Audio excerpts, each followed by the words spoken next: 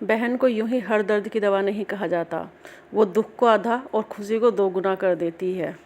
आज मैं उसके नए आशियाने को देखने जा रही हूँ।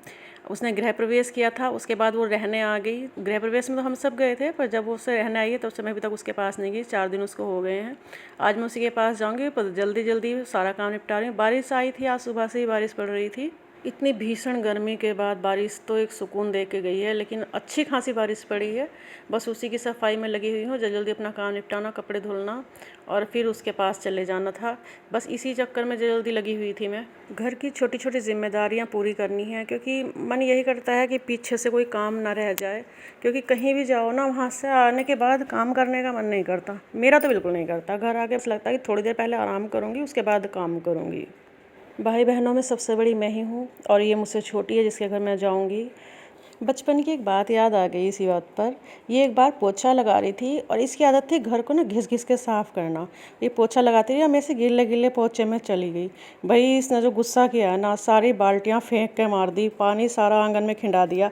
लेकिन पानी उसको समेटा भी खुद नहीं बाद में, और मैं इसके गिल्ले गिल्ले पोछे में चली करी, ले ले मैं तो चलूँगी ले मैं तो चलूँगी। भाई आज तक ही मेरी इसी बात को लेकर ना सब मजाक बनाते हैं कि जीजी ने ना यही करती रही ना, मैं तो चलूँगी गिल्ले पोछे में। मुझे पता नहीं क्यों ऐसा लग रहा था कि क्यों मना कर रही है गिल्ले पोछे में चलने के लिए। मैं बड़ी थी, ये मुझे कुछ कह तो पाई नहीं, गुस्से में रोने लगी और बाल्टियाँ फेंक फेंक कर मारने लगी। और फिर समेटी बेचारी खुद ही रही है। अब मुझे फिर बाद में मलाल भी आया कि यार मैंने इसको परेशान कर दिया, पर पता नहीं क्यों मुझे मज़ा आता था। हम प्यार से भी इतने रहते थे सब बहन भाई, लेकिन कभी कभी ना इसको परेशान करने में मुझे मज़ा आता था। जब ये रोती थी मुझे लगता था अरे यार यार ठीक है ना, रो ले थोड़ी देर, क्या जा रहा है। मैं छोटे भाई बहनों को ना कहीं हाथ नहीं उठाती थी, बस उनको कहीं जब गुस्सा आता था ना मैं ऐसे ही उनको परेशान कर लेती थी कभी पर। लेकिन मैंने कभी छोटे भाई बहनों पर अपने हाथ नहीं उठाया। हमारा कभी गलती से मारा होगा, गलती की होगी तो। अब नए घर में उसकी पहली बार जा रही हूँ तो उसके लिए मैंने थोड़े से फल वगैरह ले लिए थे। उसके घर पहुंचने के बाद अब मैं उसको सारे घर में ना ऐसे ढूंढ रही हूँ, जैसे घर पे मम्मी के पास जाती हूँ ना तो पूरे घर में मम्मी को ढूंढती हूँ कि मम्मी कहाँ है। जब तक दिख नहीं जाती ना वो सब मैं ढूंढती रहती हूँ। बस आज बहन के घर आई तो उसको भी ढूंढ रही हूँ, कहाँ है, दिख तो रही नहीं है।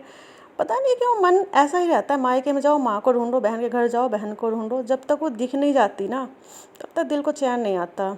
बस अब उसके घर पहुँच के हमने थोड़ा सा एंजॉय किया। उसके घर उसकी फ्रेंड भी आई हुई थी, थोड़ी देर उससे बातें की और उसको भेजने के बाद बस फिर हम तीनों, ये इसका बेटा है और मैं अपना, हम तीनों चाय और ये थोड़ा सा कुछ बना रही थी नाश्ते में। इसको रसोई में छोड़ मैं पूरा घर घूमने लगी, देखने लगी कहाँ क्या सेटअप बनाया है इसने। घर तो पहले ही सब देखा ही था हमने, लेकिन कहाँ आने के बाद क्या सामान कहाँ रखा है पूरा खोल खोल के सब देख रही थी, अलमारियाँ वगैरह इसकी।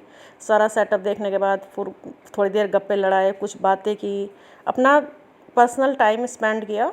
खाना नाश्ता सब आज मेरा दोपहर का इसी के घर था। और फिर ये मुझे बोली कि मैंने ना ऊपर पार्लर का सेटअप करवा रही हूँ, घर पे ही पार्लर वगैरह का करूँगी, तो वहाँ चल दिखा दे कैसा है।